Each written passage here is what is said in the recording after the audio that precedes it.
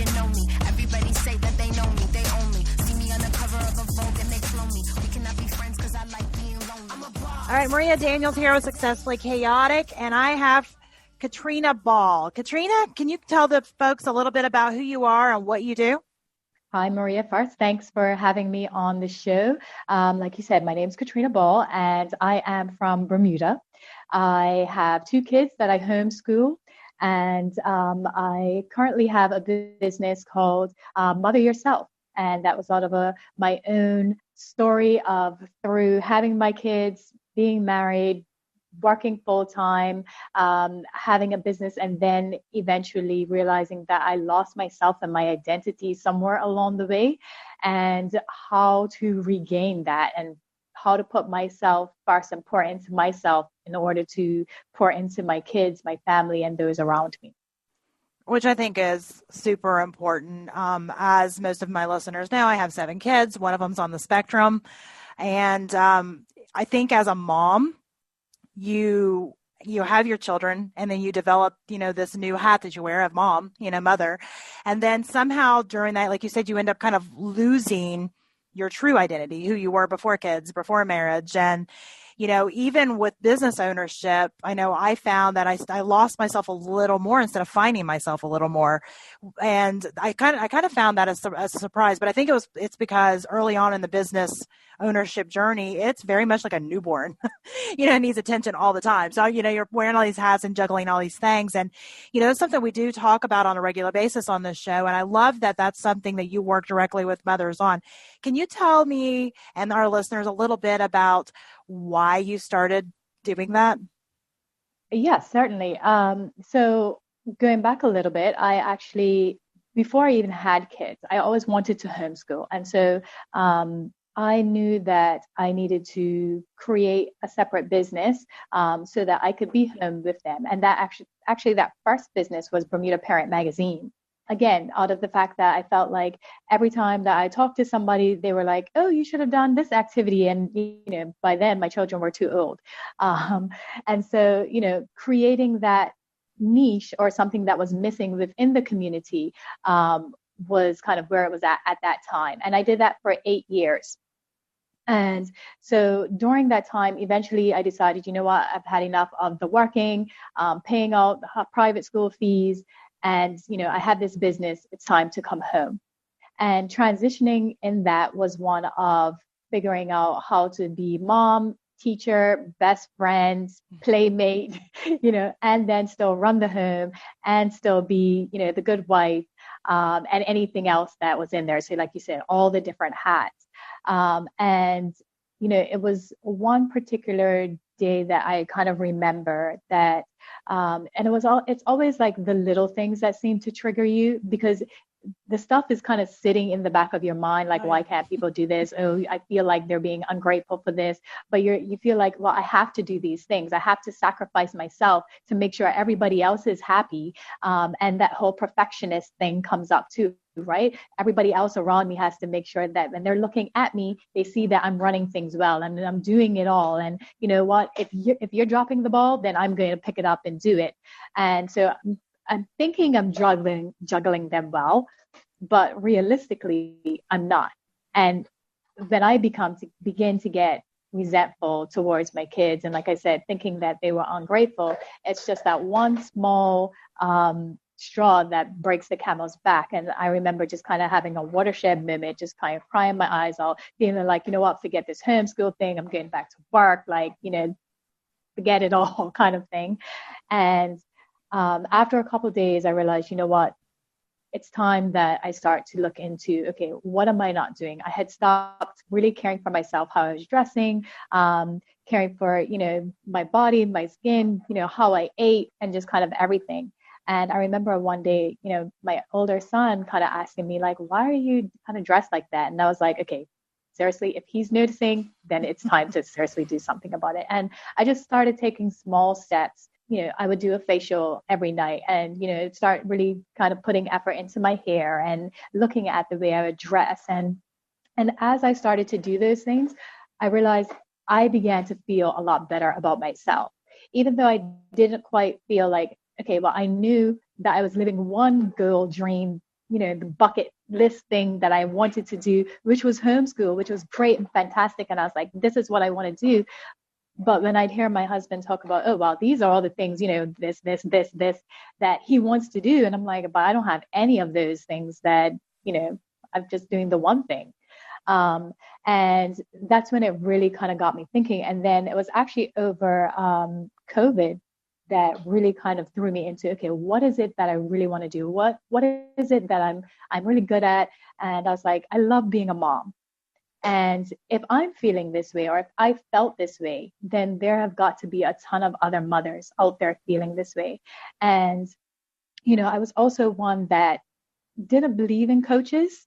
And it's quite funny because my husband, his aunt is a coach, a life coach. And I was like, what is this whole coaching thing? And I actually did a program with Marie Forleo through her B School. And one of the ladies was asking, she wanted somebody to kind of go through her program. It was a life coaching program. And I was like, you know what? I'll give it a try, see what this thing is all about. And literally within 2 weeks of doing it, and it was a 3-month program. So 2 weeks of doing it, I felt the most productive, motivated, on fire about who I was.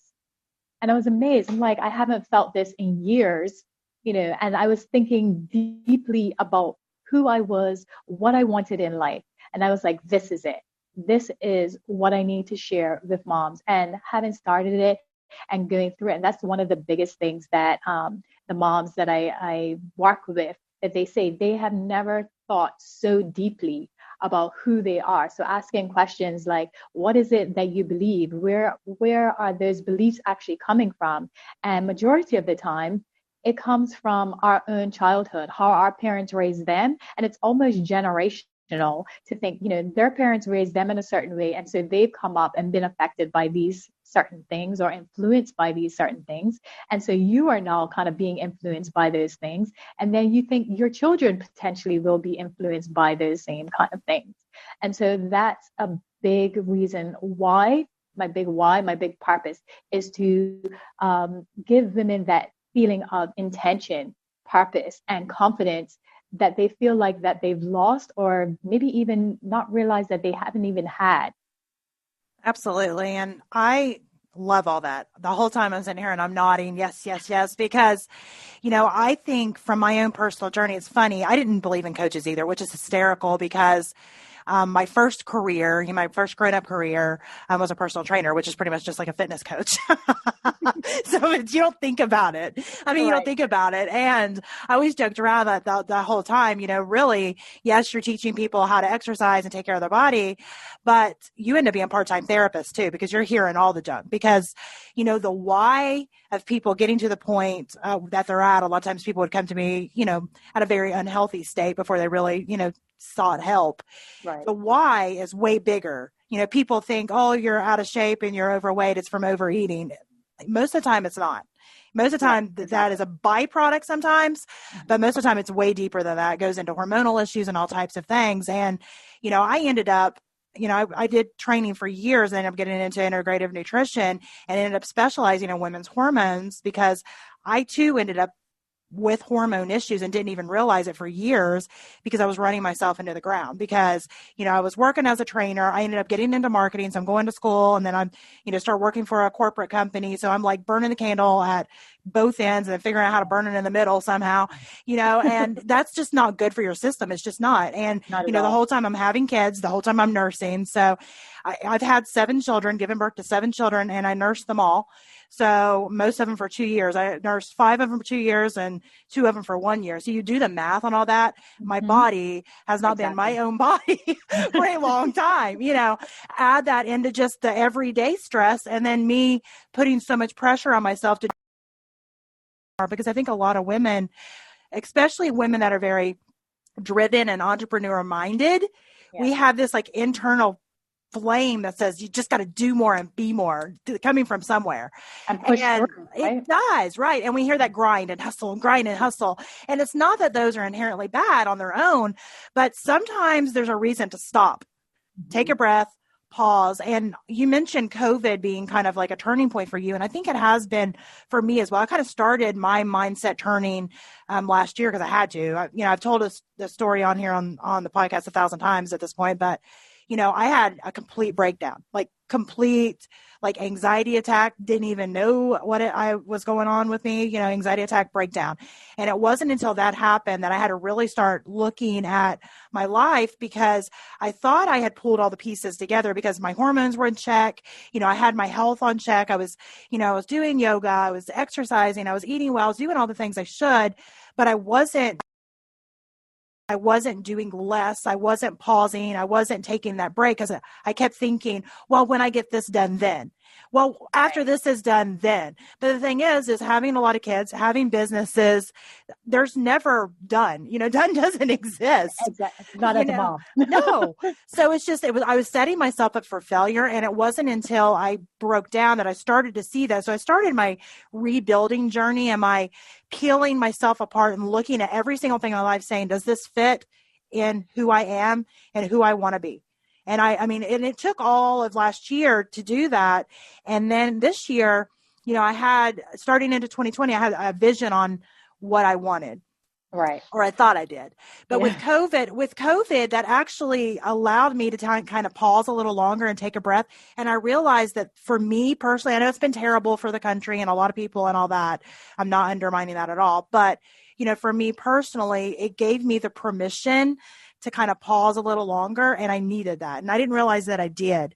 And I think that for a lot of moms that I deal with anyway, one of the because we think self-care, we think the nutrition, we think of working out, we think of all those things. But for a lot of people, even if they have that down pat, they don't have the resting and the taking time off and the doing nothing. Doing nothing is really hard for a mom.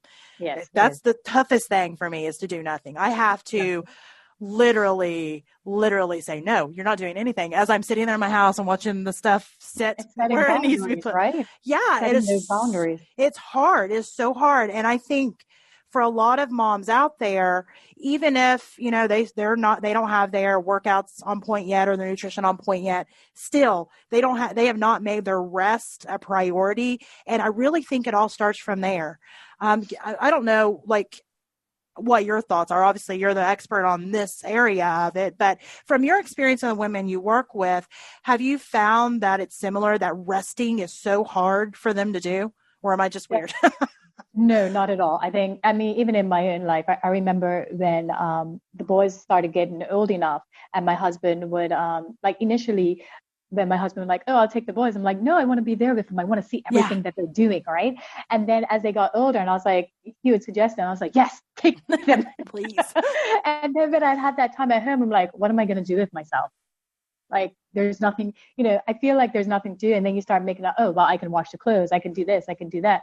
Rather than, you know what, take the time, take a nap, read a book, take a bubble bath if you want, just sit, scroll through Facebook if you want, there's nothing. And so it's really having to tell yourself, and like you said, give yourself permission to do these things. And I think that's the whole reason that I added on the mindset part and not just say mom coach or mom mentor was because when we really allow ourselves to think about ourselves, because we're so busy, like you would know, as a mom of 7, that your mind is constantly going. You're constantly thinking about, your kids, like you say, your business, your partner, and all these things. When do you ever stop to really think about yourself? And so that is the biggest thing that, the 3-month program allows you to really not just, okay, well, I'm doing the facials, I'm doing the hair mask, I'm going to the spa, but I'm really thinking about who I am. And so the program actually breaks down into 12 different areas. So it is, in essence, almost like a life coaching. So we first start with you're looking at your spiritual life, and then it's your thought life, your emotions, your character, your parenting, social life, love life, career, finance, health, and then your quality of life and your vision. And so once you've gone through all of that and you've truly thought deeply in a way that like I said, you never really thought before, and you now care for yourself, and you're like, okay, I know who I am in each of these most important areas of my life. And now if any situation comes at me, I can either say this is for me or it's not. Or I've gone through these things 12 times and I can say, is it part of what I believe? Is it a part of my vision? Either do I want to add it into my vision? You know, what's the reason for me either having it or not having it? And what's the strategy for me to achieve it or to say it's not for me? And so I think that almost gives you a superpower of yourself to be able to think and make wise decisions and to be able to think, okay, you know what? I need to set my boundaries. This is not right for me at this time. I need to, do I need to eliminate? Do I need to delegate? Do I need to automate the things that are going on in my home to create more space for myself? And so what I have with my boys who are 11 and 8, they're doing chores in the morning. That really helps me out. So I don't have as much cleaning because I tell them we are a community. And if a part of the community breaks down, does it seem fair enough that mommy should be the only one that's, doing all of this stuff and taking care of everything? I think not. Would you want to, as a child, would you want to take care of all this stuff? No, you wouldn't. So, if we all pull together, it makes for a lighter load. And so I've had times where I felt like I've told the boys, look, I'm working full out this week on my business. And they've actually made me lunch. They figured out, pulled out tuna fish and, put it on a little leaf for me. And, that was, the lunch. And they did that for a couple times. And so, teaching them how to cook a meal so they can, make an omelet and scrambled eggs and stuff for their own breakfast, which then allows me a little bit, maybe more time, to spend time in the bathroom. Because, that's always the place that we kind of run to have that quiet space. Yeah. Until they find us. Exactly. That's what I was going to say for that moment. And so, yeah, I have the full spectrum of kids. So my oldest is 21. My youngest is 3. So I have literally been a mom my entire adult life, And it's funny because I've never not had little kids, trying to get in the bathroom or sticking their fingers under the door or even crying. And I'm having to bring them in there, sitting in my lap while I try to, tinkle in the potty with a kid on my lap, which is very interesting to try to do the first few times you do that. I have too. I have too. In the bathtub. It's as a mom, your boundaries have to be pliable, especially when they're younger. Yep. But they do need to exist. And I think that was one of the things that I didn't quite grasp onto early on in my, motherhood journey, because, you mentioned earlier that we drag things from our childhood. Mm-hmm. I never seen my mom self-care. My mom was very much the servant. She was in the kitchen all the time. She would literally cut my dad's meat up, like it was just like she served. And it's not that inherently that's bad if that's how she chose to show love and that's what she wanted to do. But, thinking back, I cannot think of anything that she did for herself. Last year when I mentioned that I had my breakdown, I was going to therapy. And one of the things they mentioned is, what I liked to do. And, I named some stuff that I like to do. But she said, what is something that's been your passion since childhood? What is something that you saw your mother do? What is something that, and I, started thinking, I was like, I never seen her do anything except for care for us. Mm-hmm. And that was me early on, because I thought that's what happens when you have kids. You give up your own life. You just set your own life to the side, and while you're raising your family. Well, the only problem with that for me is I've literally been raising a family my entire adult life. So, between that and just the normal needs of, my husband, or, needs of my business or normal household stuff. And, I felt like I was like always giving, but I was never taking time to put in. And, in some ways that was part of my identity. I've always been the helper and the giver, and I enjoy that. I love that. I do. Mm-hmm. But you have to, that little meme that goes around that you can't pour from an empty cup. I was attempting to pour from an empty cup all the time. And I couldn't figure out why, for the last few years before last year when I broke down, I just felt numb a lot. Like I had this numbness. Like I couldn't really put my finger on it. It wasn't that I had a problem per se. You're just going through the motions. I was going through the motions, and I, little things, as you mentioned, would start to affect me a little more. And when I did have my breakdown, it wasn't this monumental thing. I had horrible things happen all 2018. And that was kind of over with. And I had a couple of things happen January of 2019 that was horrible too.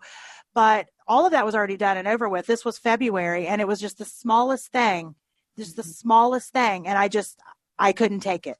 Yeah. That was just it. It was it. And I felt so out of control. And I don't like feeling out of control.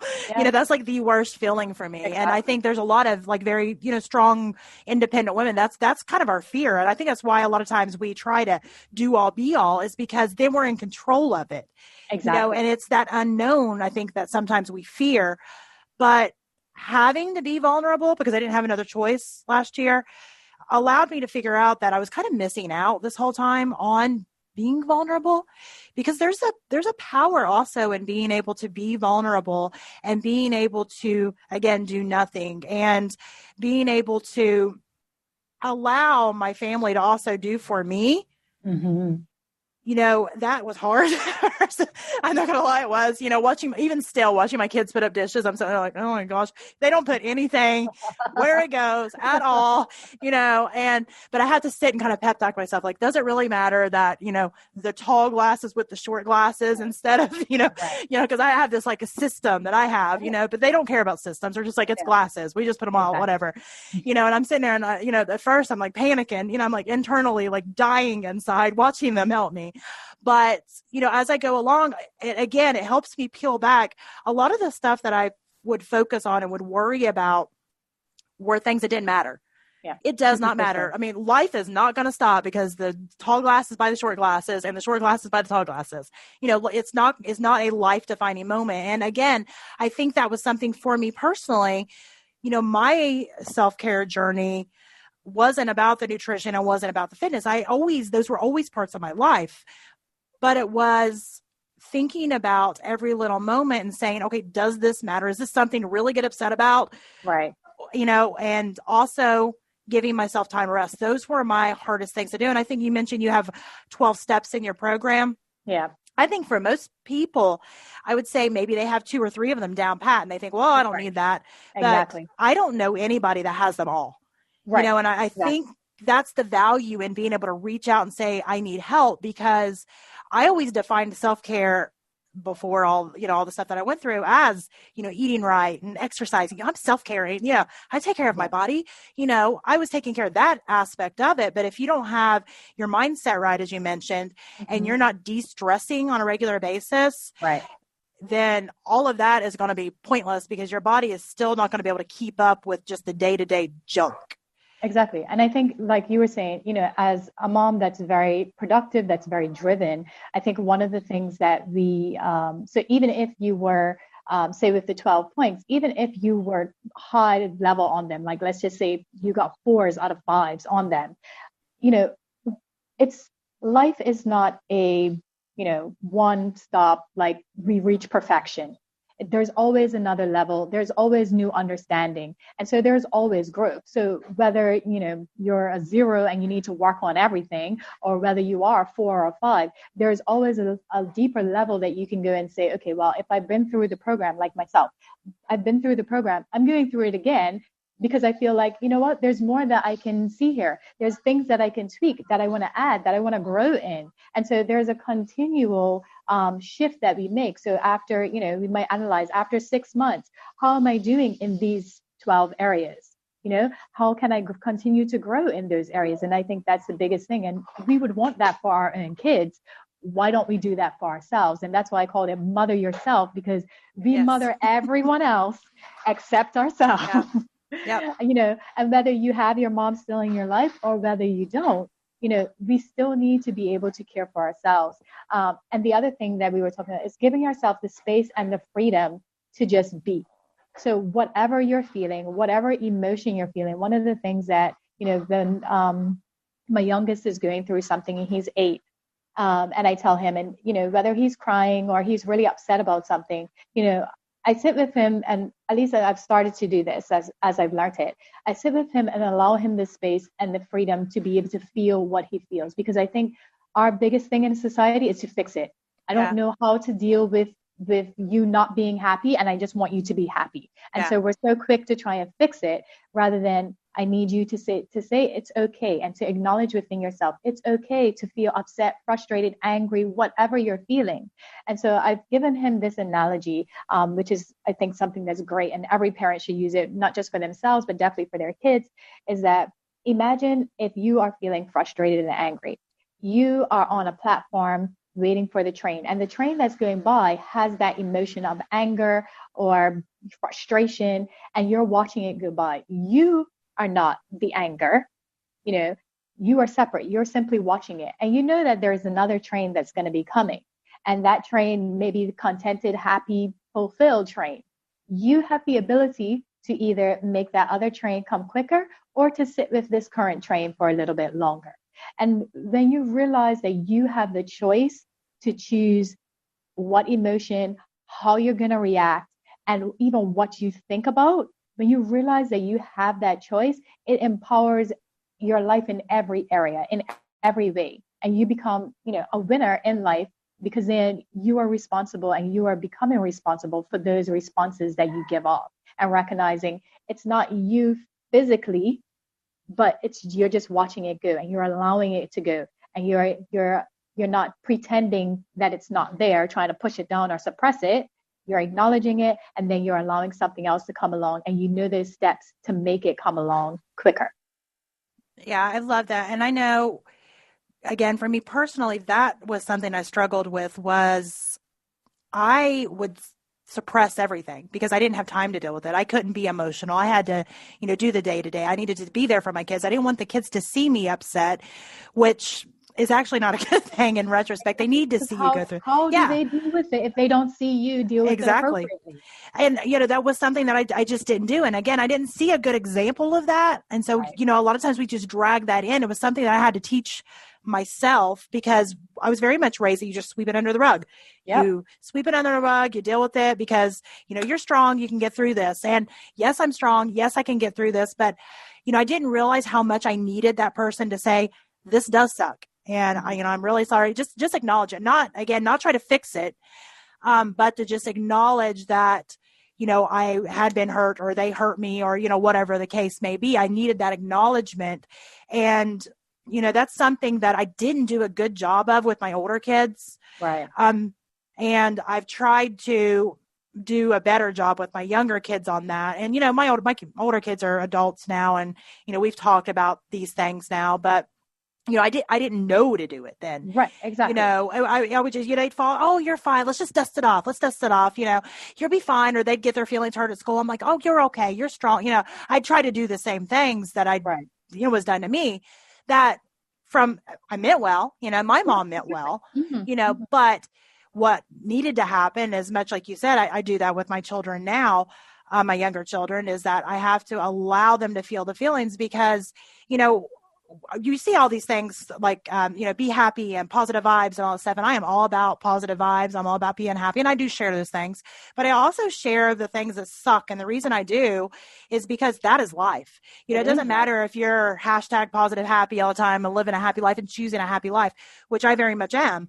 Some days are super hard. And if you try to just put on this happy mask, and, hashtag positive, to life all the time, it's going to sneak up on you like it did me. And, you very much need to be able to feel those emotions and say, yes, I'm a happy person. Yes, I want a happy life, but today is really hard. I need to feel this feeling because when you do that, you actually are able to deal with it. And then you are able to pack it away neatly and not just shove it under a rug. Exactly. That one day it all just kind of leaks out and you don't know how to sort it all out. And then it takes you months and months and months and months instead of just taking that day and dealing with it. Right. I've been known now with my younger kids we clear our schedule. If they're having a really rough day for whatever reason, it doesn't matter what the day is. I clear my schedule, they clear their schedule, and we just deal with it. And sometimes it's just talking about it and then going and, getting an ice cream cone. Just, because sometimes you need to be able to have that mental health day, that, day to just be and do. And, that's becoming more aware for adults. Yes. But I think with kids, I still think a lot of adults are accidentally not doing that for the kids. You like need to be at school. Right. It's just what you said that, we carry it over from our parents did that. And so, that's what we do. And if we don't know any better, we're not out to hurt them, but as we do learn better, then we do better. And then, exactly. My biggest thing with my kids is, if I shout at them, then I'm going to go back behind them and say, look, I was out of control. That was wrong. Yep. That was inappropriate for me to deal with it that way. Do you forgive me? And so that way that they can see, you know what, if I have this real human experience where I am so frustrated and I haven't appropriately told you before, that I'm going to end up shouting, and this is how to deal with it afterwards. And I think, as a parent, we really have to be real. And because the motherhood has appeared such like this grand, we sacrifice all, and it's wonderful, that when it comes along and we get those crap moments, we're like, nobody told me about this. How do I deal with this, right? And so you just do the best that you can. And so I think that definitely is the thing of, the whole kind of mother yourself moment. Yeah, I know. You mentioned about the crap days. I have lots of crap days. Having so many kids gives you the ability to go through lots of roller coasters. But it's a teaching lesson for you, right? Oh, and it I is. say, children, we think we're raising our children, but our children are really raising us. Because it's all the things that we probably haven't dealt with appropriately that they trigger in our lives. Mm-hmm. And so those things that cause those crap moments are those things that, either our parents had an issue with us and we had an issue with them on. And so when it comes back up, like I was just thinking the other day, okay, like why, if, I know what it was.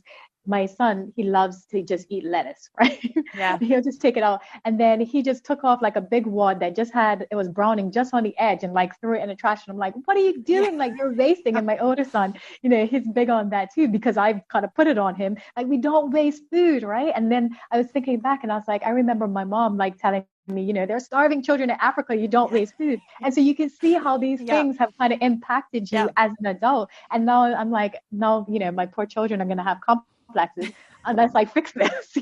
Yeah. And like you said, realize whether they put all the tall glasses at one point and the shorter glasses together, it really does not matter. And we need to give ourselves the freedom and the space to realize that, are we being too anal with that, and just realize they are not going to be affected by that in the future if everything is not in perfect order. Exactly. And I think a lot of that goes back to, as women and as moms, we tend to compare ourselves all the time. We see all these like Pinterest worthy, pictures on Instagram. And, it's funny because before I really got to the point that I started like literally sharing the really ugly parts of my life, which I felt led to do, because my life is so far from perfect. My life is great. Don't get me wrong. I love my life, but it's not perfect. We have good days. We have terrible days. Sometimes my house is clean and sometimes it looks like nobody's been there to clean in about a month, and it's just all over the place. And that's just that's just life. That's just how it is. And, but I stressed myself out so much because I would look at all this stuff going, I'm screwing up. I'm messing up. And I come from a very sarcastic family. I am very sarcastic. Me and my husband are both very sarcastic. So I was terrified we were screwing our kids up, because you see all these, like, again, on like social media about don't say this and don't say that. I'm like, my kids are screwed, because that's just our family. We are all sarcastic. And I can remember when my son got diagnosed autistic, which he's higher functioning, but I remember the doctor, he was like 4, the doctor saying he's not going to really understand sarcasm. And I was like, this kid is completely screwed. He is completely screwed. And I remember just like literally freaking out about that, because that is like our love language at our house. We're just sarcastic. We are. And I was like, how do you